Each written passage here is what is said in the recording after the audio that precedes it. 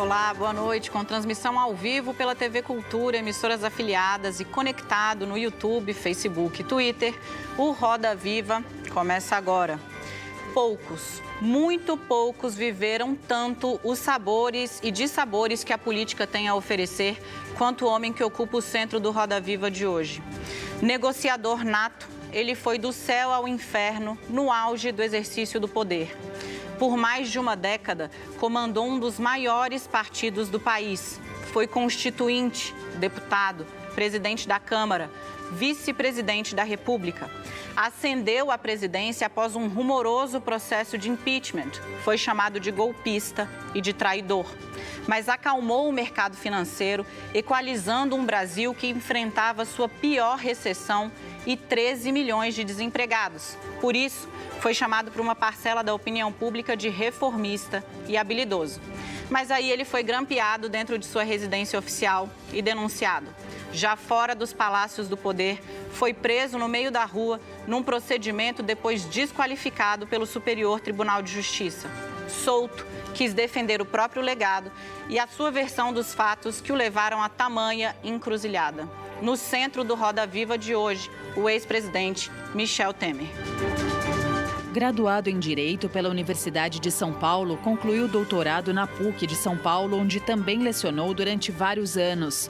Foi presidente da Câmara durante os governos do PSDB e do PT. Na disputa presidencial de 2010, embora não fosse o nome preferido entre os integrantes do governo, conseguiu ser escolhido candidato a vice de Dilma Rousseff.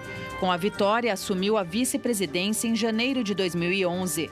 Depois de vários desentendimentos públicos, articulou o apoio ao afastamento de Dilma, assumindo a presidência após o impeachment. Em janeiro deste ano, transferiu a faixa para Jair Bolsonaro. Para conversar com o presidente Michel Temer, nós convidamos Ricardo Noblat. Ele é colunista da revista Veja e do blog do Noblat. Paulo Celso Pereira, ele é diretor da sucursal do jornal O Globo e da revista Época, em Brasília. Maria Cristina Fernandes, ela é colunista do jornal Valor Econômico. Ricardo Baltazar, ele é repórter especial da Folha de São Paulo. E Marcelo de Moraes, ele é editor do jornal Estado de São Paulo e do site BR Político. Nós contamos ainda com o olhar atentíssimo do nosso cartunista, Paulo Caruso. Presidente, boa noite. Vou chamá-lo de presidente, referência ao último cargo que o senhor ocupou. Agradeço de novo aqui, agora de público, a presença do senhor no Roda Viva. Primeira entrevista que o senhor dá para a televisão, desde que deixou o poder e desde então já aconteceu bastante coisa. De uma certa forma, presidente, o senhor pagou um preço muito alto por ter chegado ao Palácio do Planalto. O senhor entrou no foco de investigações, viu o Supremo desautorizar uma série de atos, alguns até revistos depois que o senhor já havia deixado o poder, e enfrentou 3 denúncias. Olhando para trás hoje, inclusive depois do que o senhor já passou após ter saído do Palácio do Planalto, tem algum arrependimento? Valeu a pena? Olha, Daniela, em primeiro lugar eu quero dizer a você e a todos que este programa é uma oportunidade, primeiro, para saber discutir um pouco o Brasil, mas em segundo lugar, como o tema fundamental me pareceu que é este, né? É verificar exatamente, digamos, os azares que eu tive sendo o presidente da República. Eu quero dizer a você e a todos que eu tive muito gosto em ser presidente da República. Eu não almejei jamais isso. De vez em quando diziam, o Temer é golpista. Aliás, ouvi numa breve referência de que eu teria apoiado a ideia do golpe, né? E diferentemente até, quero esclarecer, desde já esse ponto, diferentemente disto, o fato é que quando começou essa história do impedimento da senhora ex-presidente, como vice, é sempre o primeiro suspeito, o que é que eu fiz? Eu vim logo para São Paulo. Você sabe que eu passei praticamente 4 semanas aqui em São Paulo e só voltei 3 dias antes, ou 4 dias antes, da Câmara dos Deputados votar essa matéria, porque senão também ficaria mal para mim. Então, primeiro ponto é este, eu jamais apoiei ou fiz empenho pelo golpe. Aliás, muito recentemente, o jornal Folha detectou um telefonema que o ex-presidente Lula me deu, onde ele pleiteava e depois esteve comigo para trazer o PMDB para impedir o impedimento. E eu tentei mas a esta altura eu confesso que a movimentação popular era tão grande, tão intensa, que os partidos já estavam mais ou menos vocacionados, digamos assim, para a ideia do impedimento. Mas veja que até o último momento, e este telefonema do ex-presidente Lula revela exata e precisamente que eu não era, digamos, adepto do golpe. Apenas fui, digamos assim, assumir a presidência da República pela via não só constitucional, como eleitoral. Porque, evidentemente, quando a senhora ex-presidente foi eleita, eu também fui eleito. E, evidentemente, sendo eu, na época, representante do MDB, do PMDB, evidentemente que os votos que ela teve, especialmente porque a diferença não foi tão grande, foram votos também oriundos do PMDB. Então, a primeira coisa que eu quero dizer é o seguinte, é refutar essa questão do golpe, né? O autor da reportagem que o senhor citou está aqui, é o Ricardo Baltazar, ele certamente vai falar mais sobre o assunto, mas eu vou passar a palavra para a minha colega Maria Cristina Fernandes.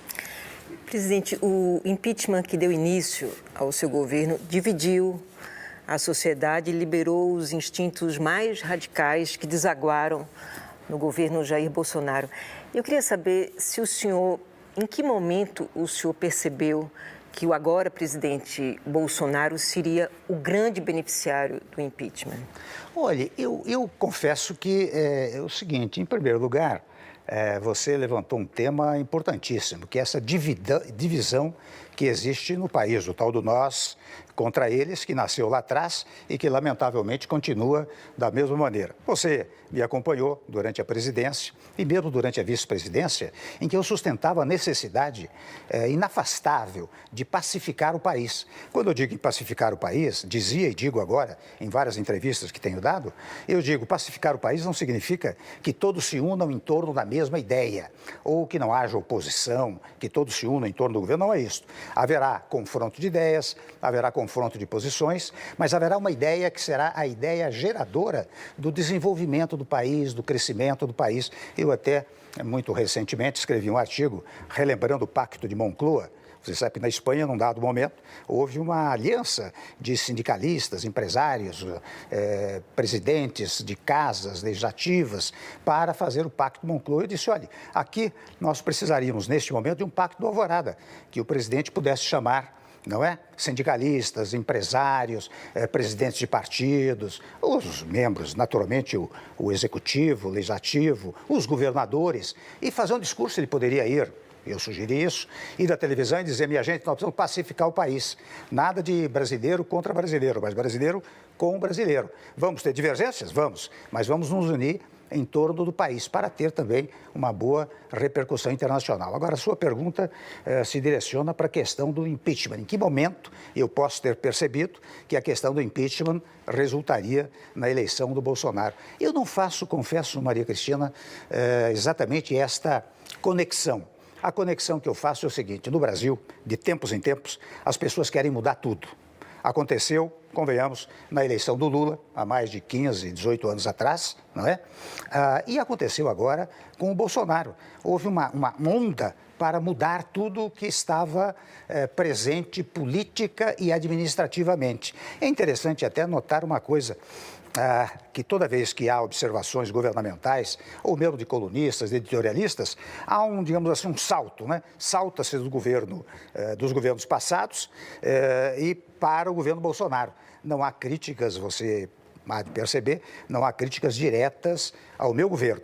Então, é o impasse entre aquele passado, de 2 anos e meio, 3 anos atrás, e este momento presente do Jair Bolsonaro. Então, eu não vejo digamos, uma indispensável conexão, ligação entre a ideia do impedimento, a ideia do impeachment e a ideia da eleição do presidente Bolsonaro. Pelo menos não vejo dessa maneira. Noblar?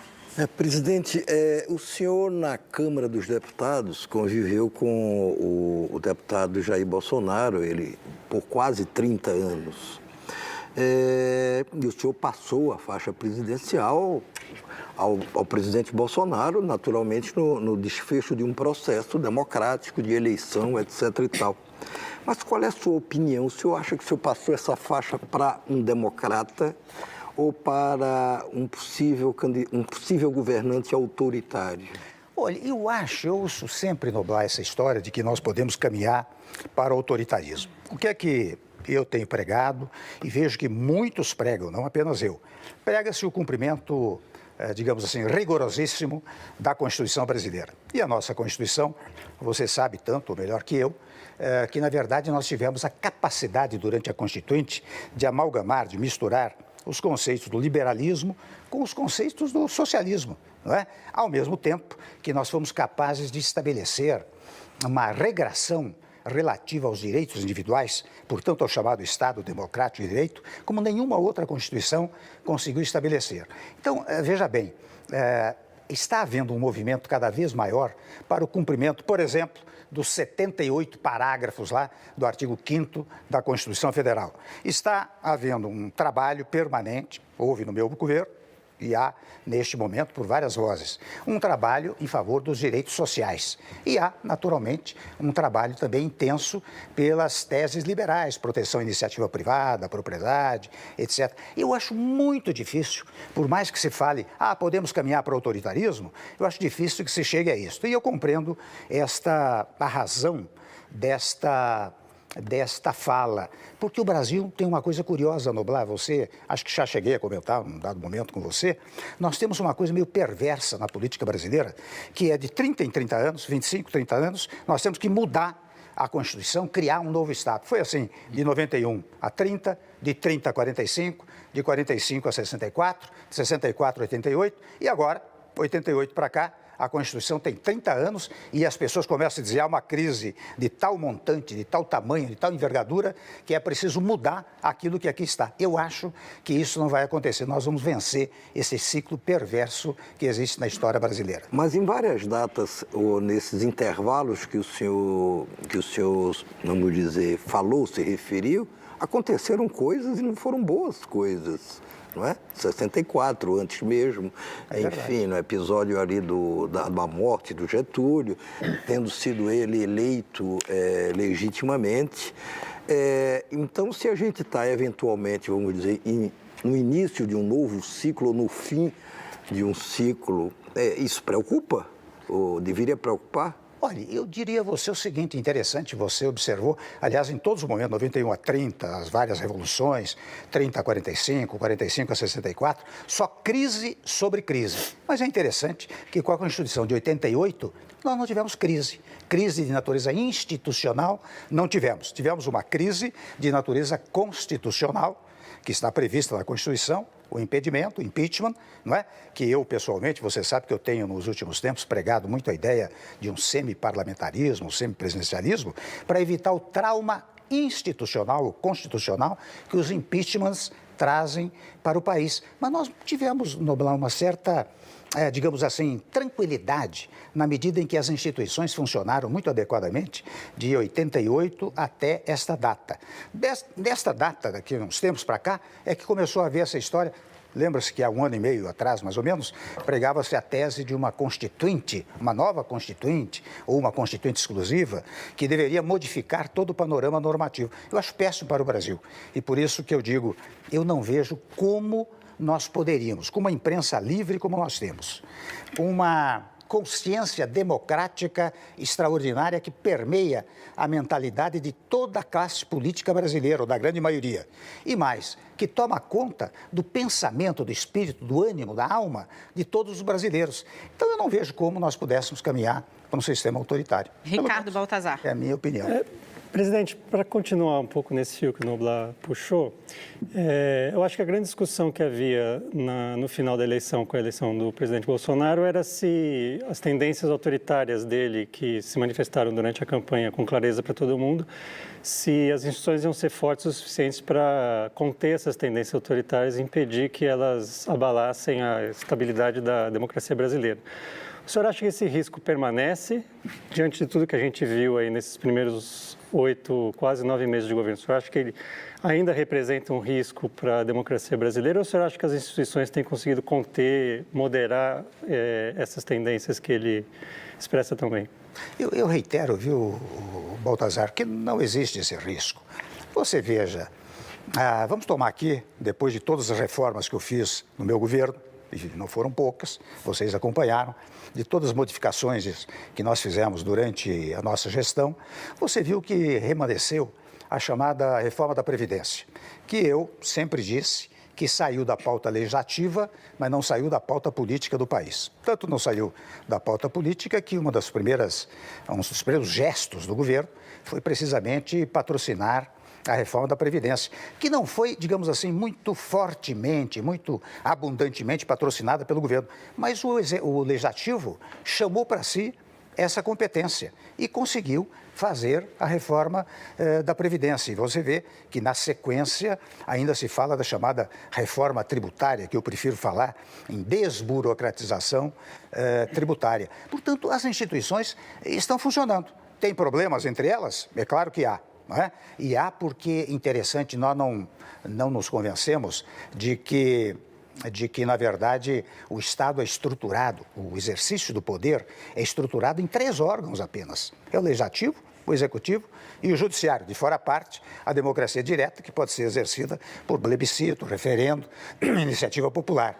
Mas, na verdade, o que está acontecendo é o seguinte, é uma luta pelo poder de certas entidades que estão debaixo desses órgãos do poder. Isto cria uma certa instabilidade, porque altera a ordem jurídica que a soberania popular criou em 5 de outubro de 1988. Então, eu não vejo esse risco, não é? E acho que, com toda franqueza, quanto menos nós falarmos nesta possibilidade, e até diferentemente, nós temos que criticar as críticas que se fazem conducentes ao autoritarismo. Vamos lá, tomar o exemplo da liberdade de imprensa, não é? Eu sempre sustentei a liberdade de imprensa, e mais do que a liberdade de imprensa, é chamada liberdade de informação, porque ela é superior até à liberdade de imprensa. Você veja que no nosso sistema constitucional, você tem a liberdade de imprensa, mas você tem o direito de resposta. Você veja que a Constituição garante. Para quê? Para levar a informação completa para o cidadão. Você tem, aliás, é interessante nos últimos tempos, de tantas pessoas, e eu mesmo falar nisso, eu vejo que os próprios jornais dizem, dão uma notícia, mas daí dizem o outro lado, que é para trazer a informação por completo. Então, de vez em quando me diziam, mas o Temer, vem cá, a imprensa critica muito você, etc., e você continua sustentando a liberdade de imprensa? Eu digo, olha, o que eu sustento não é a liberdade de quem trabalha na imprensa, nem quem é dono do jornal ou da televisão. O que eu sustento é a instituição. Nós todos passaremos, mas a instituição tem que permanecer. Então, eu não vejo Paulo Celso, deixa eu passar a palavra para o Paulo Celso Pereira, presidente. Já a gente pode retomar, por favor. Presidente, o senhor apresenta como porta de saída para essa crise o chamado semipresidencialismo, que nada mais é do que um modelo de parlamentarismo, né? O parlamentarismo já passou por 2 plebiscitos, nas 2 vezes foi derrotado.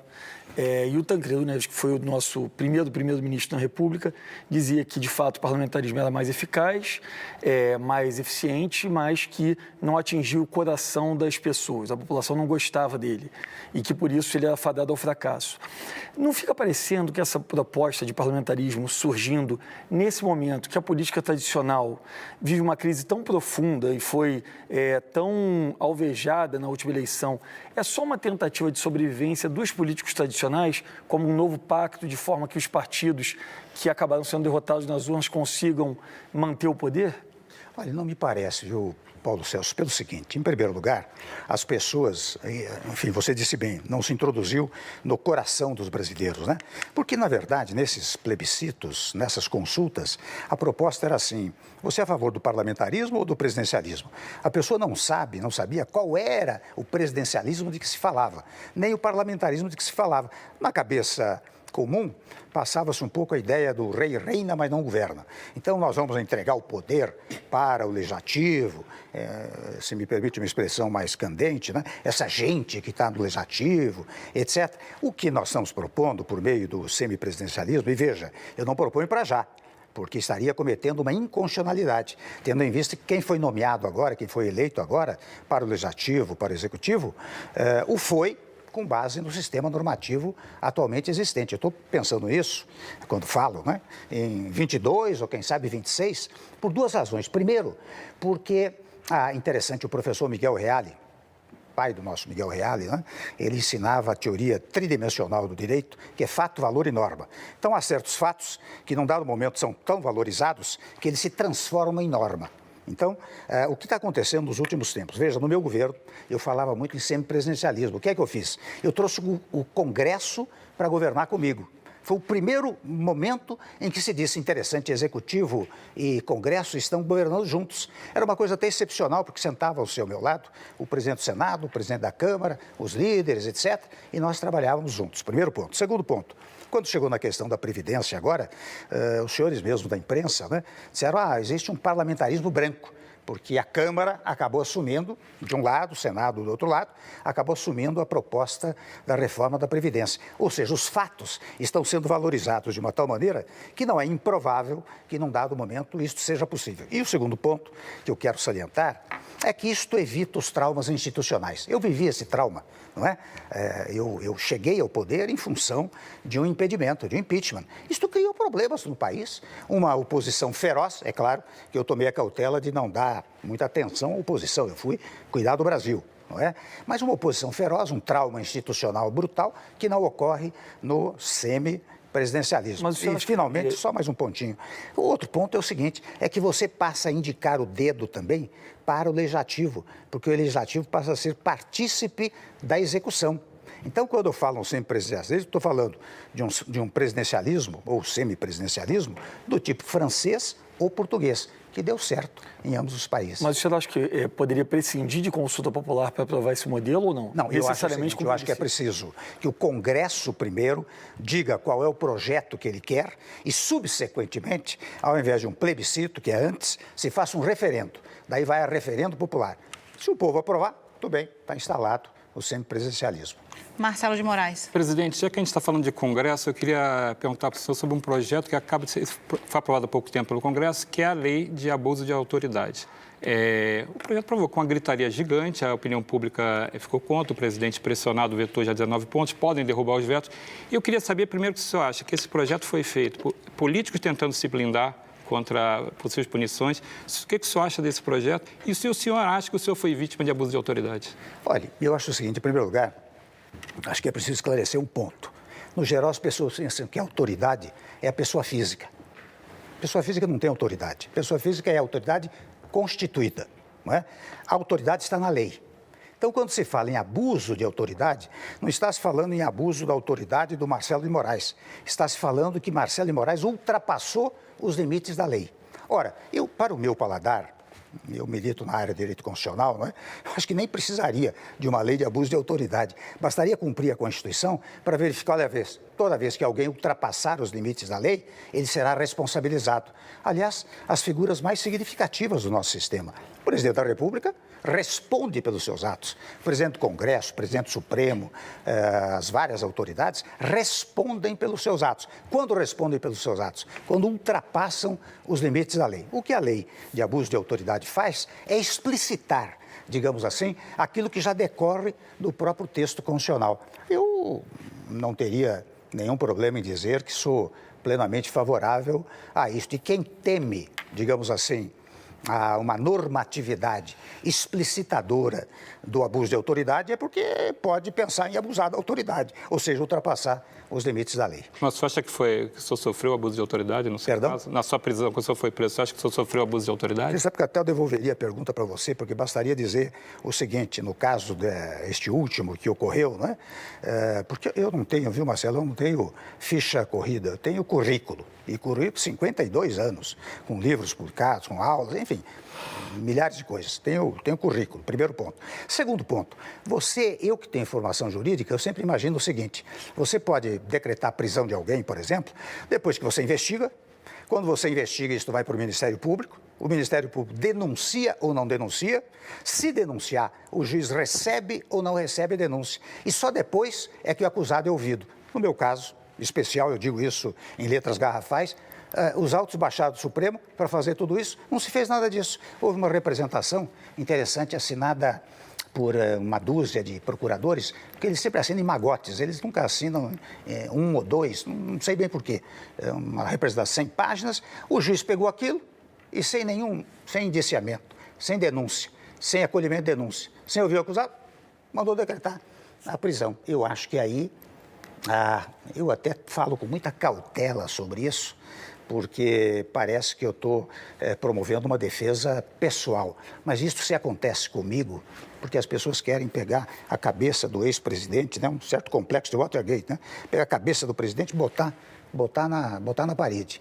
Mas se acontece comigo, você pode imaginar o que pode acontecer com um cidadão comum. Nós vamos ter que fazer um brevíssimo intervalo. O primeiro bloco do programa hoje passou rapidíssimo, mas nós voltamos já já, é um segundinho só, com mais Roda Viva. O entrevistado de hoje é o ex-presidente Michel Temer. Fica aqui comigo.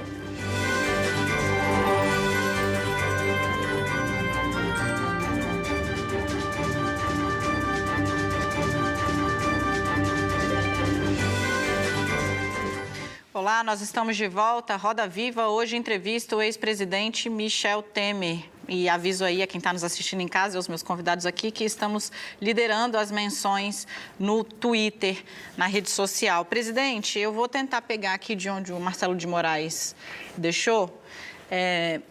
Uma coisa me chamou muita atenção no episódio da primeira prisão do senhor. O senhor está saindo de carro. O senhor é abordado pela polícia, um agente a imprensa está acompanhando, né, o movimento, e um agente, acho, da Polícia Federal é quem abre a porta para que o senhor seja filmado dentro do seu carro, porque pelos vidros escuros não era possível fazer uma imagem da prisão do senhor. Aquilo me chamou muita atenção porque quem fecha a porta para encerrar aquele registro é o senhor mesmo, o senhor bate a porta e vai. Eu queria que o senhor contasse um pouco brevemente, porque o senhor sabe, nós temos aqui colegas para falar ainda, mas como foi esse momento, os momentos que antecederam a sua prisão, a chegada ali, de todo esse episódio, o que foi que mais marcou o senhor? E aí peço para o senhor dizer mais claramente, houve ou não houve abuso de autoridade aí nesse episódio? Olha, Daniela, o que ocorreu foi o seguinte, primeiro eu quero dizer o seguinte, eu sou da área jurídica. Imagine você se chega alguém em casa, ou lá no meu escritório, e diz o Temer, o doutor Temer, o que seja, eu tenho aqui um mandado de prisão, peço que o senhor me acompanhe. O que você acha que eu faria? Claro que iria acompanhá-lo. O que aconteceu naquele dia? Quando eu saí da minha casa, eu vi toda a imprensa em frente e tive, digamos assim, a ingenuidade de não parar para perguntar o que estava acontecendo. Porque o que aconteceu foi o seguinte, que a imprensa foi noticiada antes. Né? Porque se eu parasse lá e eles disseram, que o senhor vai ser preso. Então tá bom, então vamos esperar aqui chegar enfim, quem deva me prender. Mas interessante, eles montaram de uma tal maneira, e acho que isso foi proposital, não me esperaram na frente de casa, não. Esperaram dar uns 2, 3 quarteirões e daí fizeram aquele espetáculo extraordinário na rua, etc, né? Com esta peculiaridade que você mencionou. Eles chamaram alguém da imprensa para poder filmar e até abriram a porta, ao que eu fechei. Só para fazer um contraponto aqui, que é necessário, os procuradores dizem que tinham dúvida, os investigadores dizem que tinham dúvida de onde é que o senhor estava. O senhor estava em casa, o senhor estava no escritório até aquele momento, então... Interessante. Só a imprensa sabia que eu estava em casa. Eu estava em casa desde a noite anterior, não é? E até uma coisa curiosa, eu sei que eu estou dizendo isso, Daniel, deve ter um desses procuradores, ou quem seja, deve estar ouvindo, né? E como hoje no Brasil não há mais a tendência a cumprir rigorosamente os textos legais, a pessoa deve estar dizendo, o Temer está dizendo isso, mas eu vou pegá-lo lá na frente, etc. Lamento dizer isso. Lamento, mas eu sou obrigado a dizer. Você sabe que naquela ocasião ocorreu um fenômeno curioso. Eles para incentivar a preventiva, eles disseram o seguinte, que eu tinha mandado depositar 20 milhões de reais em espécie, primeiro ponto. Segundo ponto, que eu tinha passado uma mensagem para o Moreira Franco, às 1h24 da manhã, e certa e seguramente para dizer que nós seríamos presos no dia seguinte. E terceiro ponto, que eu tinha dupla nacionalidade, portanto eu poderia fugir para o país onde eu tenho dupla nacionalidade. Ora, logo que eu saí, eu verifiquei primeiro, claro que eles logo verificaram o ridículo da história dos 20 milhões em espécie, foram investigar e verificaram que absolutamente não havia nada disso. Primeiro ponto. Segundo ponto, a história do 1h24 da manhã é porque o horário mundial, é horário Greenwich, é horário europeu. Então, quando você pega o celular, no redigido em inglês, né, tem lá 1h24, horário europeu. Aqui no Brasil é UTC, horário mundial, menos 3. Portanto, era 10h24, que foi o horário que eu mandei para uma mensagem para o Moreira Franco, queria falar com ele. E terceiro ponto, eu não tenho dupla nacionalidade. E além do que, se tivesse dupla nacionalidade, o país, que é o Líbano, que eles dizem, tem tratado de extradição com o Brasil, não adiantaria nada fugir para lá. Pois muito bem, logo depois que eu saí, é claro que eu saí chocado com tudo aquilo, né, Daniela? E eu pedi a gentileza aos senhores procuradores, eu dei entrevista, dizendo, eu peço uma gentileza aos senhores, que não vou nem lhes pedir dignidade pessoal, eu peço uma dignidade funcional pelo grande apreço que eu tenho pelo Ministério Público e pelas instituições do nosso país. Assim que os senhores foram solertes, céleres, rápidos, velozes em chamar coletiva quando me prenderam, chame uma coletiva agora e diga, olha, nós fizemos uma coletiva, mas há 3 pontos aqui que nós nos equivocamos. Isso a dignidade funcional assim determinava. O que aconteceu? Silêncio sepulcral. Por isso que eu sou obrigado a dizer claramente, como estou dizendo, e agradecendo a oportunidade de falar ao povo brasileiro por meio desse programa. Né? A roda está aberta. Presidente, eu queria mudar de assunto, falar de reforma trabalhista. O senhor sempre teve muito orgulho da reforma trabalhista que seu governo aprovou e chegou a estimar que a reforma poderia gerar 6 milhões de novos empregos. Passados 2 anos desta reforma, o Brasil tem 13 milhões de desempregados, numa taxa de desemprego de 12%. Eu queria saber do senhor, onde é que a reforma errou? Olha, eu vou dizer a você o seguinte, Cristina, a primeira coisa... Primeiro que nós estamos falando, convenhamos a todos aqui, eu digo, nós estamos falando de um governo de 2 anos e 8 meses, não estamos falando de um governo de 4 anos ou de 8 anos. Eu tive, digamos, a ousadia, convenhamos, de propor uma modernização trabalhista. E essa modernização não foi fácil, porque o meu ministro do Trabalho saiu pelo Brasil todo, não é? Conversando com sindicatos, com federações de indústria, de comércio, para fazer uma grande composição, tanto que nós mandamos isto para o Congresso de comum acordo entre as várias instituições sindicais e dos sindicatos de empregados e de empregadores, não é? Primeiro ponto. Segundo ponto, eu estanquei o desemprego. Você sabe, quando cheguei lá, tinha 12 milhões e pouco, logo foi para quase 13 milhões, mas se nós não fizéssemos isso, Cristina, a minha convicção é que nós iríamos atingir quase 1 milhão de desempregados por ano.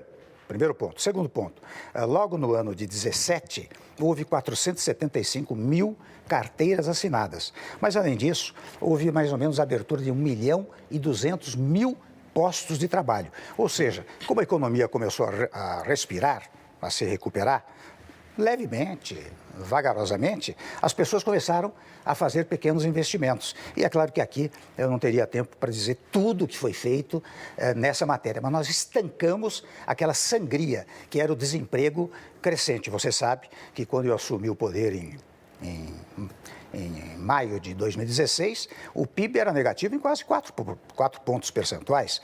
Quando chegou em dezembro de 2017, ele era positivo em 1,1%. Então, isto tudo é fruto do quê? Dessa modernização que nós fizemos. Ela vai dando resultados. Essas coisas não são... Eu me lembro quando eu estava, faço aqui um corte, né? Quando eu estava na Constituinte, as pessoas achavam que no dia que surgisse a nova Constituição, o céu ficaria azul, não haveria mais pobreza, não haveria miséria, não haveria absolutamente nada. Era um equívoco. Também assim, nas reformas que você faz, ela produz efeitos ao longo do tempo. E eu acho que ela produziu, em primeiro lugar, o efeito de estancar o desemprego. Mas o senhor imaginava que 2 anos depois a gente ainda permaneceria num patamar de 13 milhões de desempregados? Veja bem, eu não tinha... Primeiro, eu confesso que não cheguei a dar essa informação de que haveria 6 milhões de novos empregos, né? Eu nunca disse... Penso que nunca disse isso. Sim, mas seu governo estimou isso. Hein? Seu governo estimou isso. Estimou, mas acho que estimou mal. Não foi pela minha palavra. Na verdade, o que eu quis fazer foi modernizar a legislação trabalhista.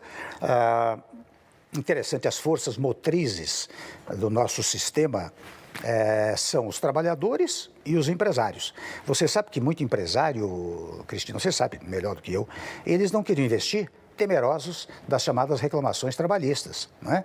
E, na verdade, isso diminuiu em cerca de 40% as reclamações trabalhistas, ou seja, reduziu a litigiosidade social entre trabalhador e empregador. Primeiro ponto. O segundo ponto é que isto incentiva o investimento. Em terceiro ponto, porque quando eu digo isso, as pessoas, Temer, vem cá, você acabou com os direitos dos trabalhadores. Eu digo, desculpe, não quero chamá-lo de ignorante, mas basta ler o artigo 7º da Constituição Federal para verificar que todos os direitos estão elencados no artigo 7º. E nenhuma lei infraconstitucional, e a reforma é lei infraconstitucional, pode modificar esses direitos. Os direitos mantidos e a possibilidade de produção tendo significativamente aumentado. Ricardo Noblar. Presidente, eu queria retomar a questão do abuso de autoridade de alguma maneira, que o senhor se diz vítima, e eu acho que com razão, mas que o ex-presidente Lula também se diz vítima.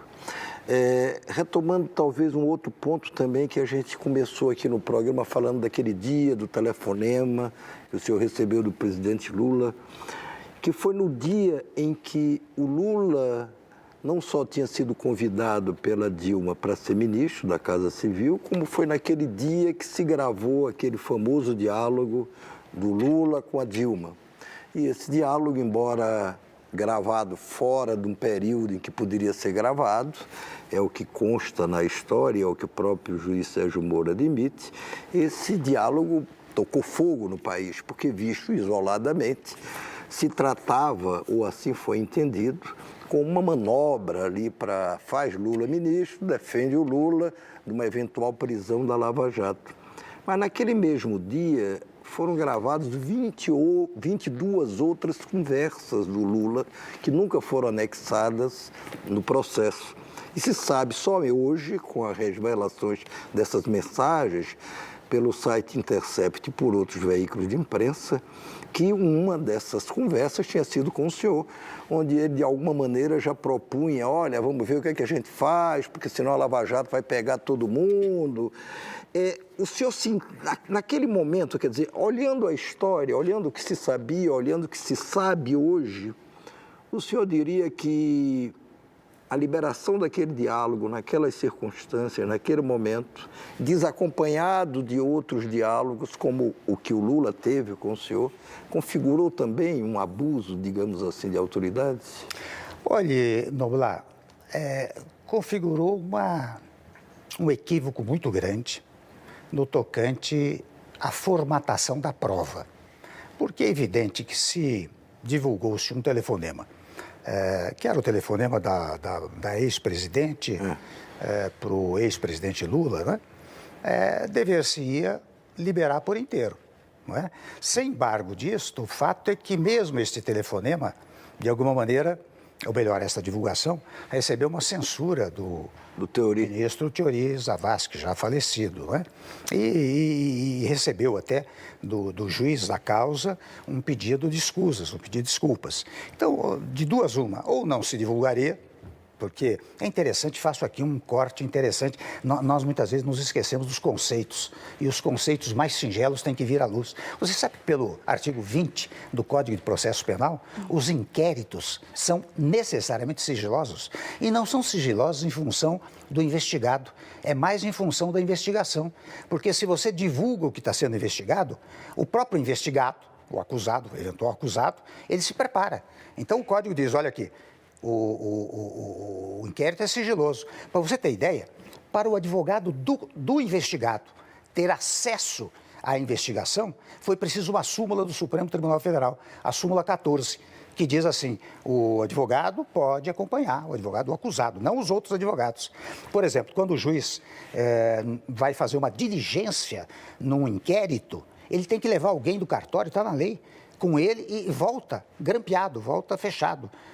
Por quê? Para não ter acesso. Ora bem, o que aconteceu ao longo do tempo foi a divulgação permanente, quase cotidiana. A imprensa não tem culpa disso. A imprensa, ao contrário, tem que registrar. Você divulga, a imprensa legitimamente registra. Mas para o meu paladar, aliás, para o paladar de quem preza a ordem jurídica, né? Primeiro, não poderia ser divulgado. Em segundo lugar, se divulgado fosse, deveria ser divulgado por inteiro. Porque daí você tem o conjunto probatório. Aliás, hoje eu li em alguns jornais que muitas e muitas vezes, quando não interessa a acusação, divulga-se apenas uma parte e não a outra parte. porque a outra parte pode servir de contexto para o exame de toda aquela matéria. Meu presidente, queria ouvir um pouco sobre o conteúdo daquele diálogo. Pela transcrição, o resumo que a Polícia Federal fez quando estava escutando as conversas do presidente Lula naquele dia, vocês conversaram sobre a situação do governo, ele falou em reaproximação com o PMDB, algum tipo de acordo para evitar o impeachment e tudo mais, mas ele também expressou bastante preocupação com o avanço das investigações da Lava Jato e o apoio popular que a operação tinha recebido poucos dias antes nas manifestações pró-impeachment que tinham ocorrido no fim de semana. E chegou a colocar para o senhor que era importante que fosse visto aquilo como uma coisa que era direcionada a todos os partidos, a toda a classe política e não só ao PT. O senhor acha que ele estava preocupado em reaproximar com o PMDB e salvar o governo Dilma, ou ele estava preocupado em escapar do cerco da Lava Jato, que parecia muito forte ali para ele, e com o apoio do PMDB, para que vocês combatessem junto o inimigo comum que ele descrevia como a Lava Jato? Ele estava preocupado com o impedimento, com o impeachment. E foi a única conversa, porque depois, Ricardo Baltazar, ele esteve comigo. Ele esteve comigo lá naquela pavilhão das autoridades, conversando comigo sobre o impedimento, pedindo que eu colaborasse para o PMDB, que afinal a derrubada da ex-presidente não seria útil para o país, isso queria um grande problema. O fundamento básico dele foi exatamente isso, tentar trazer o MDB e outros a quem eu pudesse influenciar no sentido de negar a possibilidade do impedimento. Mas você acha que o risco de que a Lava Jato alcançasse todos os partidos, inclusive o seu, era tão evidente, tão grande assim naquela época? Você sabe que naquela época não era... Hoje é fácil perceber, até pela situação do senhor, o senhor já foi preso 2 vezes, mas... ele não era tão evidente porque ele já era presente. Já era a Lava Jato, a chamada Lava Jato, né? Deu-se esse título, mas o chamado combate à corrupção já estava sendo levado adiante com muitos resultados já naquele período, né? Não havia ideia de que vamos parar a Lava Jato. Isso jamais passou pela cabeça de ninguém. Eu, pelo menos, nunca vi ninguém dizer que é contra o combate à corrupção. O que as pessoas dizem é o seguinte: você combate a corrupção, mas nos termos legais. Né? A única coisa que eu ouço. Agora, presidente, deixa eu só passar a palavra para o Paulo Celso, que ele está ali pedindo há um tempo, mas antes eu queria fazer uma pergunta de sim ou não. Esse áudio que os colegas estão se referindo aqui há algum tempo é o áudio em que a então presidente Dilma telefona ao ex-presidente Lula e diz que está mandando um assessor, o que ficou famoso aí, o Bessias, com o termo de posse. Esse áudio motivou uma decisão do Supremo, depois que foi divulgado. Houve uma grande mobilização popular e o Supremo Tribunal Federal impediu a posse do ex-presidente Lula como ministro da Casa Civil, que estava tentando articular ali o fim do impeachment ou que o impeachment não avançasse. Minha pergunta é, esse áudio foi definitivo para o desfecho que teve o caso da ex-presidente Dilma, na sua opinião? Ou seja, se o ex-presidente Lula tivesse sido ministro, o senhor teria sido presidente? Não, eu creio o seguinte, aí há 2 equívocos. Um primeiro é que, de fato, tudo indicava que o chamamento do ex-presidente Lula para a Casa Civil não tinha exatamente a finalidade de nomeá-lo para a Casa Civil, mas eventualmente impedir que houvesse algum embaraço de natureza judicial em relação a ele. Primeiro ponto. Segundo ponto, se ele fosse chefe da Casa Civil, é muito provável, ele tinha bom contato com o Congresso Nacional, que não se conseguiria fazer o impedimento, não se conseguiria fazer impeachment. Isso não tenho dúvida. O senhor estava disposto a colaborar? Só passar para o PC, por favor, depois eu volto em você, desculpa. Sobre essa questão da Lava Jato que o Baltazar estava lembrando agora, o senhor, quando foi preso no início do ano, o senhor era alvo de 10 inquéritos com 4 denúncias formuladas. É fato que na Lava Jato há várias delações que não se apresentam provas substantivas, delatores que isso a gente viu recentemente no próprio caso do Antônio Palocci, que nem o Ministério Público aceitou por acreditar que não havia provas substantivas contra os delatados. Mas no caso do senhor há um caso que me parece inclusive semelhante a um dos casos do presidente Lula. O senhor é acusado de ter recebido como benefício a reforma de uma casa no valor de R$1,5 milhão, que teria sido paga pelo Coronel Lima, um amigo do senhor há mais de 30 anos, que tinha uma empresa, a Argeplan, que foi beneficiada numa obra pública. Por que o Coronel Lima pagou essa obra e como o senhor explica esse caso, que me parece ser o caso com mais elementos concretos até o momento? Em primeiro lugar, Paulo Celso, o Lima, o Coronel João Batista Lima Filho, não pagou essa reforma. Diferentemente até, o que está acontecendo é o seguinte no caso da minha filha. E aí eu lanço até uma palavra aos senhores procuradores. O que eles querem é tentar me quebrar psicologicamente. Depois que tentaram, naturalmente, me derrubar do governo, ele e outros tantos, e não conseguiram, tentam quebrar-me psicologicamente envolvendo a minha filha. A minha filha passou, digamos assim, pelo constrangimento legítimo de ter ido que depor na Polícia Federal.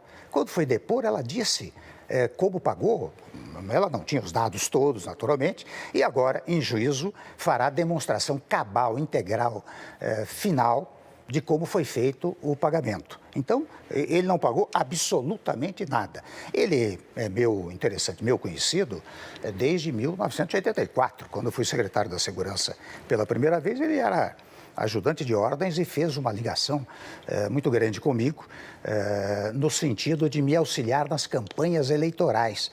Ele era arquiteto, depois que se aposentou logo em seguida, montaram lá uma empresa de arquitetura e nas campanhas eleitorais, organizado como era, como todo espírito militar, né? Ele, em todas as campanhas, ele levava uma ou duas pessoas para organizar a minha campanha, porque, afinal, eu tinha que prestar contas eleitorais. E interessante, o rapaz que era procurador-geral da República, num dado momento, resolveu mover um inquérito em função dos portos, né? A questão foi esta, em função dos portos, ao fundamento, equivocadíssimo, de que eu dediquei a minha vida, meu coração, minha alma, meu espírito, meu raciocínio, minha inteligência, minha vitalidade, para um dia sentar-me na mesa presidencial, pedir um pedaço de papel, redigir um decreto e mandar publicar para beneficiar uma empresa, não é? Ora, quando você vai examinar aquilo lá, você verifica que aquilo tramitou durante 9 meses, 3 meses no Ministério dos Transportes, 6 meses na Casa Civil, que era um decreto que regulamentava uma lei do tempo da senhora ex-presidente, que modernizava os portos brasileiros. Então, claro, quando chegou aquilo para mim, chegou com 800 páginas de discussões, publicações da imprensa, etc. Mas o procurador achou, naquela sanha punitiva, não?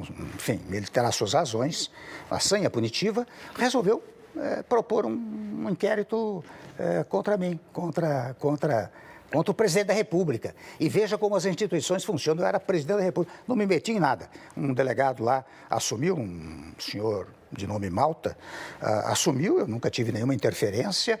E interessante, Paulo Celso, que ele começou não a investigar o fato, que é o que se faz no processo penal.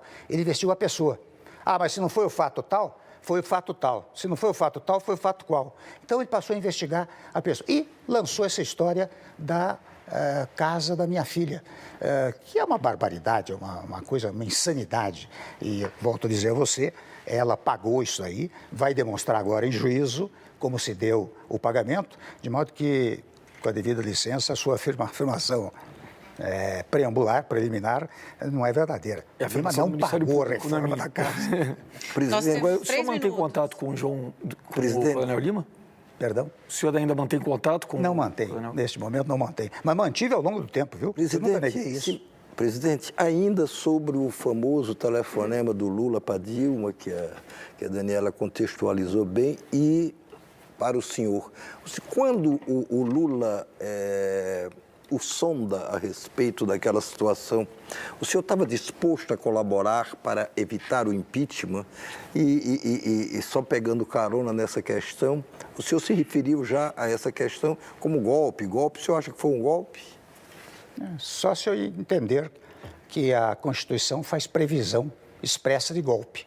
Ou seja, quando é que ela faz previsão de golpe? É quando diz assim, quando o presidente da República deixa o cargo, por várias razões, o presidente assume. E daí eu vou dizer, essa é uma regra jurídica golpista. Né? Porque o que aconteceu foi isso. Agora eu vou dar um dado a você importantíssimo, Noblar. Você sabe que ao longo do tempo, quando o presidente da Cunha o presidente da Câmara era o deputado Eduardo Cunha, eu trabalhei muito para impedir qualquer espécie de impedimento. Houve um dia que eu fui a presidente da República e disse, presidente, eu acho que o Eduardo Cunha, que o presidente, não vai propor nenhum pedido sem embargo, de ter 20 pedidos e 2, pelo menos, complicadíssimos, mas ele não vai pedir, ele vai arquivar todos, deve arquivar todos. Foi a sensação que eu captei. Não é? Ela disse que coisa boa, até chamou um ministro que estava lá ao nosso lado, disse, olha o que o Temer está dizendo. Ou seja, eu, na verdade, jamais imaginei que poderia chegar à presidência da República, especialmente por esta via. O senhor nunca conspirou nem um pouquinho contra Dilma? Lula... O senhor nunca conspirou nem um pouquinho contra Dilma? Você sabe de uma coisa? Eu não só não conspirei, como, na verdade, num dado momento, por inspiração minha, do Moreira Franco, nós produzimos um documento chamado Ponte para o Futuro. E nós, quando apresentamos a Ponte para o Futuro, porque nós vimos que o governo não ia indo bem, nós apresentamos como colaboração ao governo. Tanto é verdade que o Joaquim Levy, que era ministro da Fazenda, me telefonou e disse, vice-presidente Temer, há 4 pontos aqui fundamentais que nós precisamos adotar. Eu disse, Levy, este é um documento para o governo. Mas a nossa ex-presidente, por razões que eu não consigo entender, achou que aquilo era um gesto de oposição. E daí, de fato, ela se afastou definitivamente de mim. Você me conhece um pouco, sabe que eu sou cerimonioso, né? E litúrgico, né? Eu fiquei na minha. Não é? Eu não fui adiante. Mas foi nesse quadro. E eu acabei de dizer no início do programa, quando começou essa história, eu vim para São Paulo. Precisamente porque sabia que as pessoas... Mas o senhor ia colaborar... Eu tenho que chamar um intervalo e Por volto favor. direto com você, não faço nem pergunta. A ex-presidente achou que era um gesto de oposição e o mercado achou que era uma carta de compromisso. Mas a gente volta já com mais Roda Viva. Fica aqui com a gente, é rapidinho o intervalo.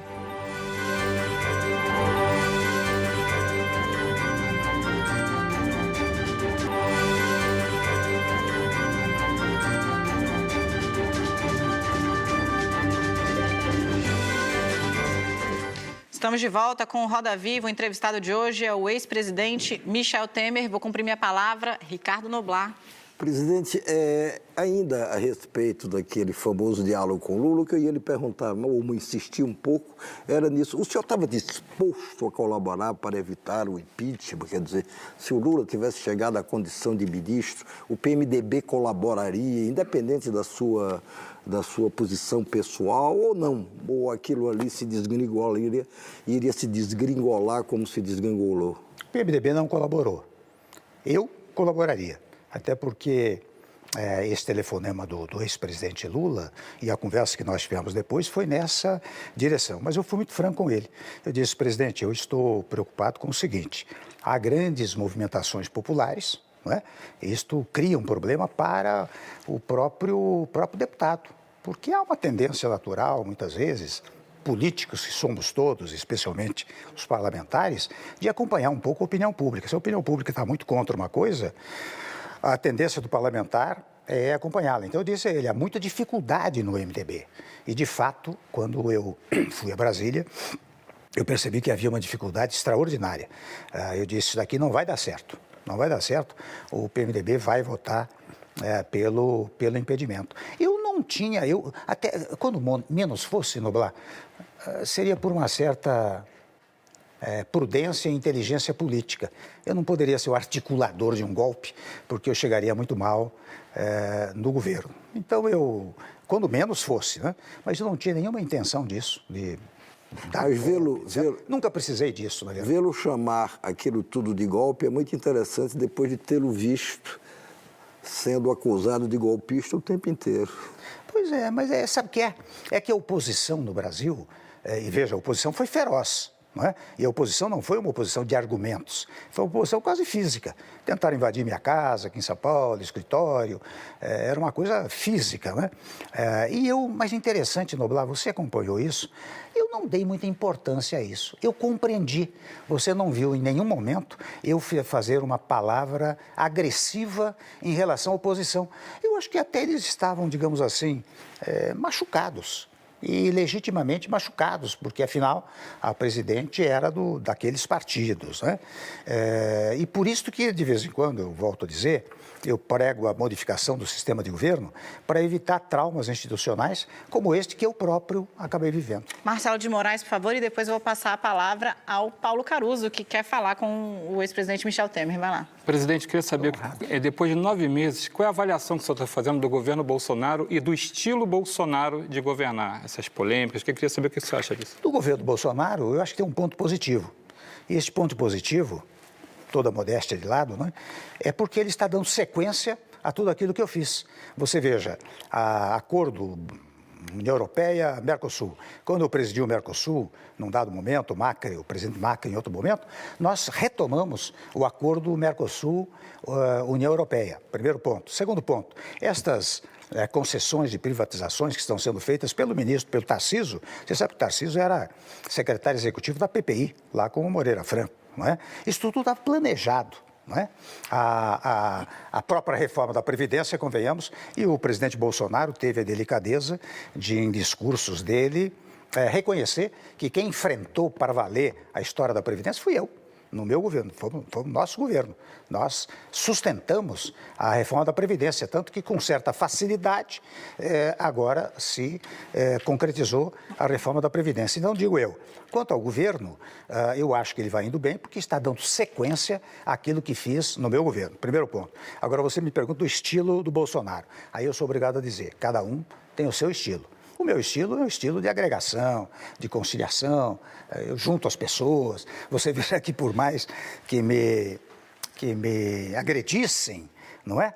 Eu jamais disse palavras agressivas em relação às pessoas. Quando eu, em dado momento, como estou fazendo aqui, eu sustento certas posições, eu o faço com base no sistema jurídico. Eu não agrido a pessoa, não. Lamento pela pessoa, mas não agrido a elas, não é? Então, cada um tem seu estilo. O estilo do presidente Bolsonaro é um estilo mais de confronto.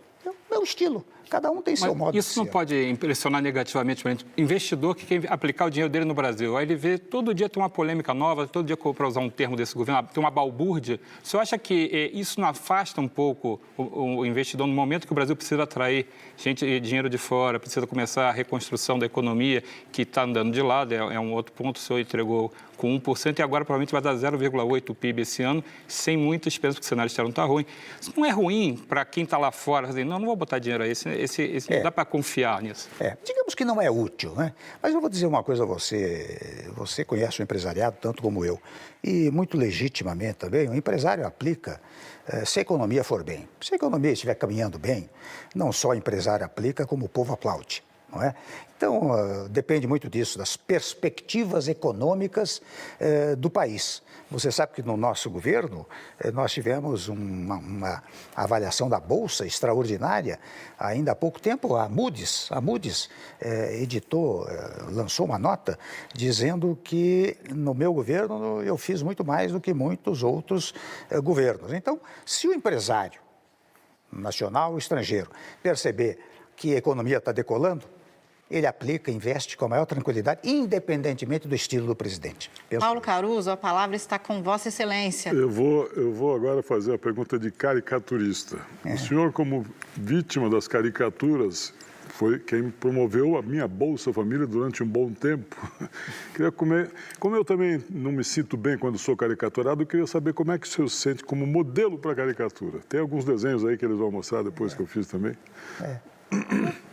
Eu me sinto bem. Você sabe que o caricaturista, ele consegue, na verdade... Essa do vampiro... Vampiro o senhor não gosta? Vampiro porque é ingrato, né? Eu dou sangue para as pessoas, eu não tiro sangue das pessoas. Mas o que acontece é o seguinte, o chargista, o caricaturista, ele consegue, e até os meus cumprimentos ao Caruso, né? Ele consegue, numa imagem, ele consegue transmitir toda uma ideia, que às vezes o sujeito escreve 3, 4 páginas, 10 páginas, 20 páginas, para que o retratista, o caricaturista, possa fazer num pequeno esboço, né? Um pequeno esboço. Às vezes injusto, viu, Caruso? Mas eu reconheço a vantagem da caricatura. Acho que até é preciso uma inteligência muito especial para fazer isso. Eu, com toda franqueza, não teria essa capacidade. É a capacidade da síntese a mais sintética possível. É isso que caracteriza. É que eu chamo de TOC, transtorno obsessivo caricatural. A gente não... Presidente. Transtorno obsessivo caricatural. Sim. Maria Cristina Fernandes. Presidente, ao final do seu governo, o MDB decidiu que não seria nem governo, nem oposição ao presidente Jair Bolsonaro. Em seguida, assumiu o Ministério do Desenvolvimento Social, o ministro Osmar Terra, e assumiu a liderança do governo no Senado. Então, eu queria fazer duas perguntas ao senhor.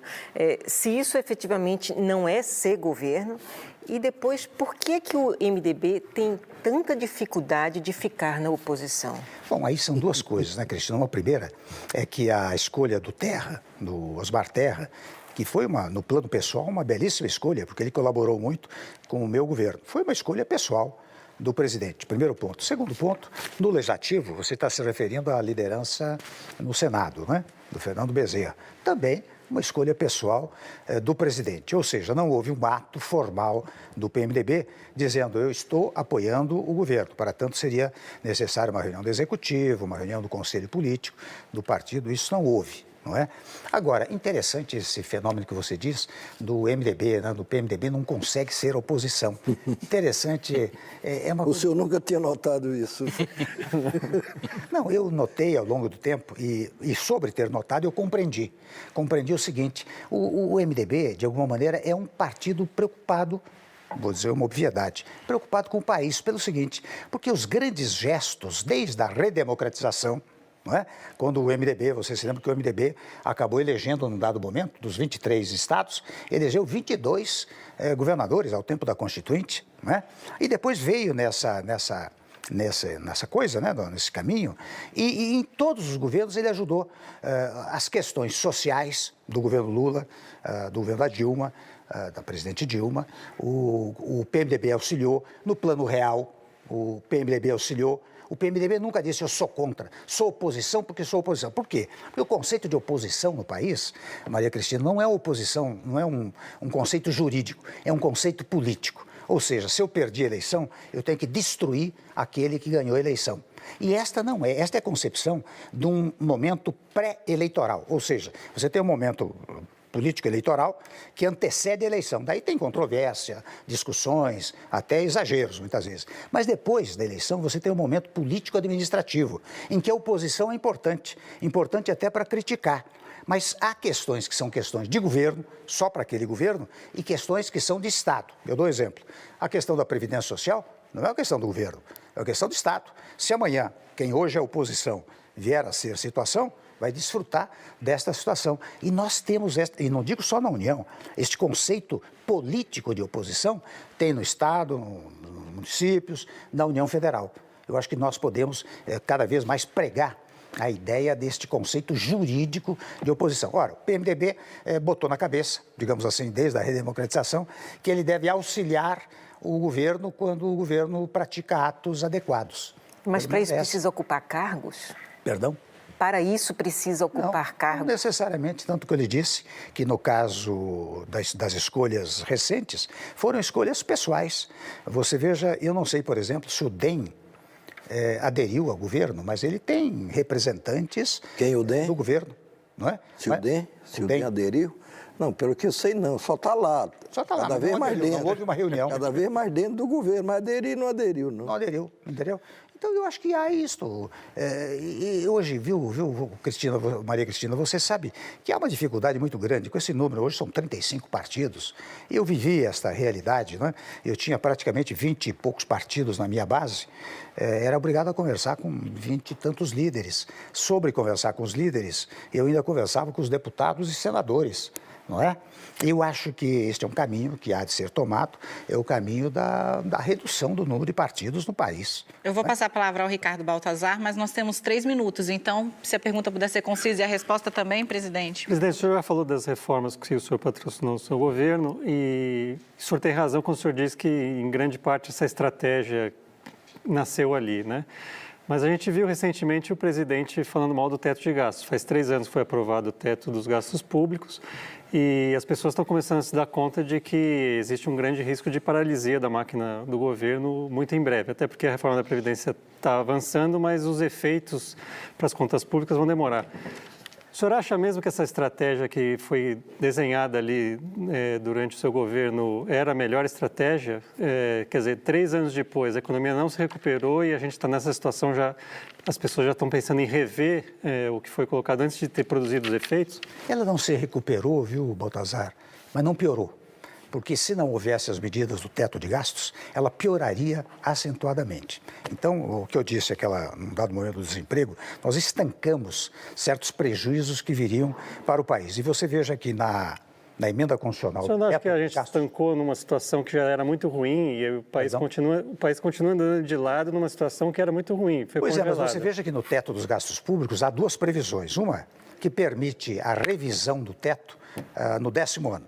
Porque ele tem um prazo de 20 anos. Por que permite no 10º ano? Se você tiver um déficit público, no primeiro momento foi de 179 bilhões, mas passou no ano seguinte para 159 bilhões. E neste ano, no orçamento deste ano que nós fizemos, é de 139 bilhões. Portanto, a significar que talvez num prazo de 10 anos, você acabe empatando, digamos assim, para usar uma expressão livre, entre aquilo que você arrecada e aquilo que você gasta. Isso é fundamental para as finanças internas do país, porque ao longo do tempo, eu me recordo, o teto dos gastos vai prejudicar a educação, saúde? Falso, porque nós aumentamos logo no primeiro ano 10 bilhões para a saúde e 10 bilhões para a educação.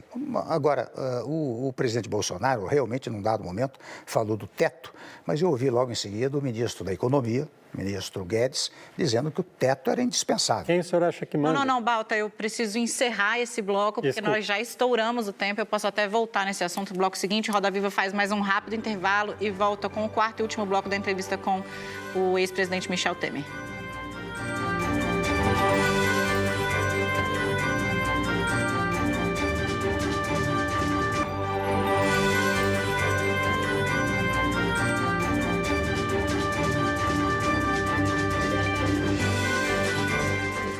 Roda Viva está de volta, quarto e último bloco da entrevista com o ex-presidente Michel Temer. Eu volto direto com o Paulo Celso Pereira.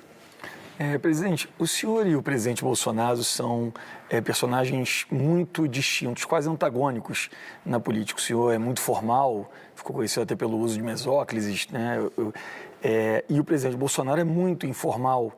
Ao mesmo tempo, ele tem uma conexão popular forte com uma parte da sociedade, ele conseguiu mobilizar uma parte grande da sociedade e o senhor teve um governo em que os seus índices de popularidade foram muito baixos permanentemente. O quanto teria sido importante para o senhor e de que forma poderia ter ajudado o seu governo se o senhor tivesse sido mais popular? E de que forma o senhor acha que pode prejudicar o presidente Bolsonaro, se é que pode, essa tamanha informalidade dele? E uma coisa, o senhor votou no Bolsonaro no primeiro ou no segundo turno? Eu votei em quem não falou mal do meu governo, não é? Mas deixa eu dizer para você, eu aproveitei a minha impopularidade. Você sabe que logo que eu assumi, eu já era meio impopular, porque, digamos assim, 40% era, enfim, petista ou partido coligado, era contra mim. Os outros 40% se irritavam comigo porque eu tinha sido vice da Dilma. Então, já entrei com 80% contra. Não é? Eu entrei 80% contra. Sobraram 20% lá que, mais ou menos, nós fomos trabalhando. Não é? E realmente a minha impopularidade me ajudou a fazer o que eu fiz. Você sabe que se eu fosse extremamente popular, eu teria dificuldade de conseguir aprovar um teto de gastos públicos. O que o governante mais quer, o povo mais quer, é que gaste à vontade. Não importa o que vai acontecer com o país. Primeiro ponto. Segundo ponto, se eu tivesse objetivos eleitorais, eu não falaria em reforma da Previdência, não falaria em modernização trabalhista, não falaria em recuperação das estatais, não cuidaria da redução dos juros, da redução da inflação, porque afinal eu queria popularidade. Portanto, e é interessante fazer uma distinção entre popularidade e populismo, porque no geral as pessoas buscam um certo populismo, não é? As pessoas querem agradar a grande maioria, né? Quando a popularidade é uma coisa que demanda uma análise mais criteriosa. E muitas vezes a popularidade vem logo depois. Você se lembra que eu tinha muito do fora Temer, né? De vez em quando, até nos últimos entrevistas, alguém me perguntou o que você mais vai sentir falta, era no final de dezembro. Eu vou sentir falta do fora Temer, porque eu estarei fora de uma vez, né? Mas o fora Temer acabou virando fica Temer, você se lembra disso, não é? Então, eu acho que a popularidade é uma coisa que a história pode reconhecer, embora você possa ser impopular no momento que você está vivendo. E essa impopularidade me permitiu fazer o que eu fiz. E essa questão da informalidade do presidente? Perdão? Da informalidade do presidente Bolsonaro. Eu volto a dizer, cada um tem seu estilo. Eu sou naturalmente formal. Você acha que pode prejudicá-lo? Hein? Você acha que pode prejudicá-lo essa forma como ele lida com chefes de Estado, estrangeiros? Não acho não. Eu acho que até, digamos, o que eu posso dizer é que a minha formalidade, você acabou de falar em Mesóclise, né? Minha formalidade acho que até, às vezes, pode me atrapalhar. Até, às vezes, eu peço desculpas por falar um português correto, por andar liturgicamente uma roupa adequada, né? De vez em quando eu acho que preciso pedir desculpas Presidente. por isso. Né?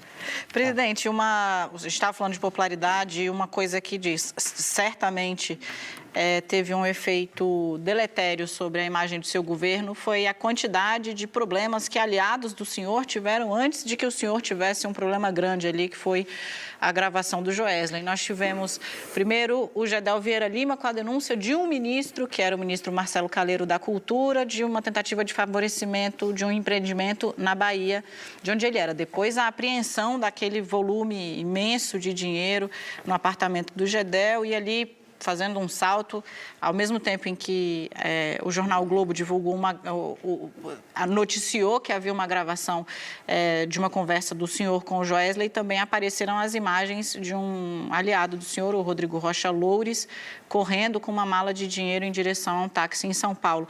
Cabe aí um meia-culpa e eu queria pontuar que, depois do seu governo, a bancada do MDB no Congresso encolheu pela metade. Qual é a parte que o senhor tem de culpa, se é que pode se falar nisso, nesse processo? Em primeiro lugar, a bancada, não foi apenas a bancada do PMDB que ficou pela metade, mas as bancadas em geral, salvo, digamos assim, o que eu poderia chamar de extremos, né? O PT de um lado e o PSL, que nasceu nesse período, né, que tiveram bancadas expressivas. Então, este foi um fenômeno, digamos, universal. Não foi um fenômeno que se deveu ao meu governo, não é? Em primeiro lugar.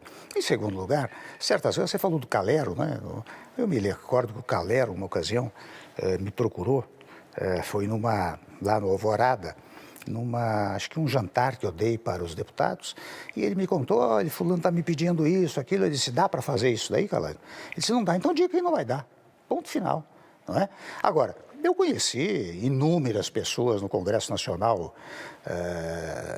Daniela, eu entrei, eu fui constituinte, mas, na verdade, eu assumi uma posição mais presente em 95, quando passei a ser líder do MDB. É claro que eu fui líder do PMDB, 3 vezes presidente da Câmara dos Deputados, conhecia muita gente trabalhou ao meu lado. Agora, cada um responde pelos seus atos, primeiro ponto. Segundo ponto, eu sei que essas figuras estão sendo também objeto de procedimentos judiciais, né?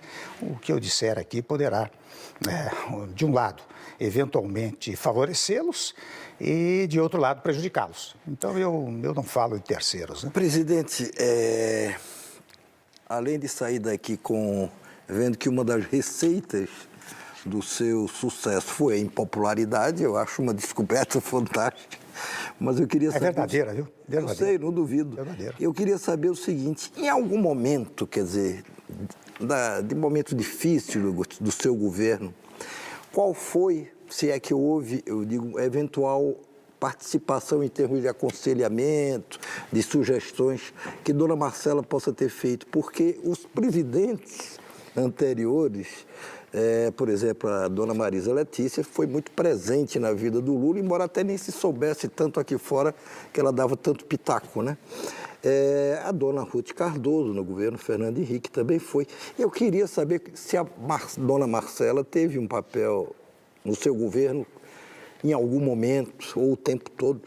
Ela teve 2 papéis, um em relação a mim, claro, quando ela me via naturalmente chegar com razoável aflição, porque eu nunca me aflijo demais com as coisas, que eu aprendi muito cedo, que o bom administrador ou político é aquele que fica um pouco acima dos acontecimentos. Então, eu não estava nunca, digamos assim, perdidamente aflito. Mas quando chegava razoavelmente aflito, ela me dizia, olha, vai com calma. Muita calma, você tem que ter tranquilidade, etc. Primeiro ponto. Segundo ponto é que no governo ela fez coisas extraordinárias. Você sabe que, a lá do Terra até, que era do desenvolvimento social, eles lançaram lá o Criança Feliz e a tese do voluntariado. Ela levou isso adiante com muita discrição. porque ela é naturalmente discreta e, sobre mais, casado com alguém que é razoavelmente discreto. Né? Então, ela consegue ser mais calma do que o senhor? Ela consegue ser mais calma do que o senhor? Eu acho que tanto quanto eu. Tanto quanto eu. A roda está aberta. Presidente, só uma última pergunta. O senhor parece muito preocupado com o julgamento da história, né? O senhor tem a esperança de que a história fará um julgamento mais favorável do seu governo do que o tempo presente.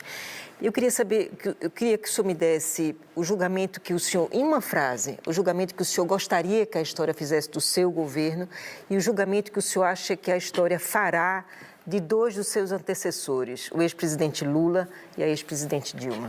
Olha, em primeiro lugar, viu, Maria Cristina, você sabe que nós temos muito no Brasil a tendência a desvalorizar os governos anteriores. E se você pegar desde o governo de 88, do presidente Sarney, cada um teve o seu papel. E um papel que pôde chegar até o presente momento. O Sarney teve isso, o presidente Fernando Henrique, o presidente Itamar. Cada um teve o seu papel, o presidente Lula, o presidente Dilma. E eu tive o meu. Eu espero que a história... Eu não estou tão preocupado com a história, porque quando você desaparecer... Uma frase. É reformista. Eu acho que é reformista. E eu falo isso com muita tranquilidade, porque, convenhamos, eu nunca alardeio muito isso, mas fazer a modernização trabalhista no Brasil não era uma coisa fácil. Fazer o teto dos gastos públicos não era fácil. A reforma do ensino médio, você sabe que em 1997 eu fui presidente da Câmara pela primeira vez, já se falava em reforma do ensino médio. Não se conseguiu fazer. Fez-se no meu governo. Não é? A recuperação das estatais, a Petrobras, num dado momento, passou a ser quase se me permite a expressão forte, quase um palavrão. Entretanto, nós recuperamos, eu chamei o Pedro Parente e disse, você faça o que você achar que deva fazer lá. Recuperou a Petrobras, os Correios, pela primeira vez, no primeiro semestre de 88, eu vou interromper. Teve um balanço positivo. Vou interromper o senhor, presidente. O Lula e a Dilma, o julgamento que o senhor acha que a história fará? O Lula, eu vou dizer a você, acho que ele deu muita visibilidade à pobreza. Eu não nego esta hipótese. Aquele primeiro programa dele, que não deu certo, chamado Fome Zero, né? Mas que depois converteu-se no Bolsa Família, etc., ele deu muita visibilidade à pobreza, que é uma coisa importante, você tornar visíveis as pessoas. Acho que ele fez isso. E a presidente Dilma deu sequência àquilo que o presidente Lula já havia feito. Eu acho que eles serão recordados por estes fatos. Nós temos 4 minutos, então... Presidente, o senhor acha que... A gente vive um momento de muita polarização na política, né? A eleição deixou isso claro e o resultado que o seu partido obteve na eleição também. O senhor acha que algum dia um partido como o PMDB foi no passado, vai voltar a existir? Um partido de centro, moderado, capaz de fazer aliança com qualquer um dos extremos ideológicos ali? Acho que ele não vai voltar a ser, não. Acho que ele é. Eu acho que o PMDB, o MDB, é um partido de centro. É um partido que não radicaliza. Mas vai voltar a exercer o poder como exerceu no passado um partido com essas características ou o senhor acha que isso já é? Eu acho que é possível, não é improvável. Todos os extremos acabam cansando. A história é plena de episódios desta natureza. Quem hoje assiste os documentários do nazismo, do fascismo, não é? E do comunismo, verifica que os extremos não prevalecem. Acaba prevalecendo, em médio, virtus, né? A virtude está sempre no meio. Então, não é improvável que, num dado momento, um governo de centro possa assumir o poder. E ser governo de centro, no meu modo de ver, eu sou um pouco contra os rótulos, viu, Ricardo? Eu sou a favor... Estou sendo repetitivo, mas a favor do cumprimento da Constituição. Se você cumprir a Constituição, já está ótimo. Peraí, deixa eu fazer um exercício aqui para tentar um milagre. Nós temos 2 minutos, Marcelo de Moraes e o PC quer falar também. Então, vai lá, Marcelo. Presidente, quero saber o que o senhor acha da polêmica em torno do Supremo. O Supremo está sendo acusado de ser ativista, tem um pedido de CPI do Lava Toga e é uma área que é muito cara ao senhor, a questão do judiciário. Queria sua avaliação. Por que não se abre uma CPI? Qual é a avaliação que o senhor faz? Existe ativismo no Supremo? Olha, eu acho o seguinte, o Supremo sempre decidiu, porque você tem 2 formas de interpretar a Constituição, ou literalmente ou sistemicamente. Sistemicamente significa que você examina todo o sistema constitucional. O Supremo, muitas e muitas vezes, ele sai da literalidade do texto e vai para o sistema. E decide com base no sistema. Eu acho muito ruim desmoralizar as instituições, desmoralizar o Supremo, desmoralizar o Legislativo e até desmoralizar o Executivo. Você pode ter uma objeção a um ou outro, mas a oposição a contestação que você faz em relação a uma pessoa do Supremo é em relação à tese jurídica, não é a conduta pessoal. Porque se a conduta pessoal for desarrazoada, mais uma vez vem a história da responsabilidade. No Estado democrático, todos respondem pelos seus atos. Presidente, desde 2013 a gente vive uma crise política institucional e desde 2015 uma crise econômica grave. O senhor acha que durante o governo Bolsonaro a gente vai conseguir sair dessas duas crises e retomar uma normalidade semelhante ao que havia até 2013? Presidente, o mais breve possível, por favor. Eu espero que sim, porque nós temos um dever extraordinário. Não é apoiar o governo Albi, é torcer pelo Brasil. Eu torço pelo sucesso do presidente Bolsonaro, porque torço pelo Brasil.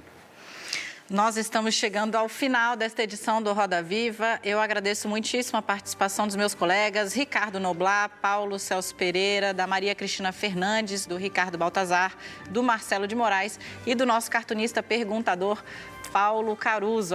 Agradeço muito a você também que nos acompanhou até agora e especialmente ao presidente Michel Temer, inclusive pela compreensão aqui do meu papel de encerrar as coisas na hora certa. Nós encerramos por aqui. Fica aqui o convite para você, para cumprir o nosso compromisso. Toda segunda-feira, às 22 horas, aqui na TV Cultura, nós temos um compromisso marcado, um encontro aqui no Roda Viva. Eu espero vocês na próxima semana. Até lá.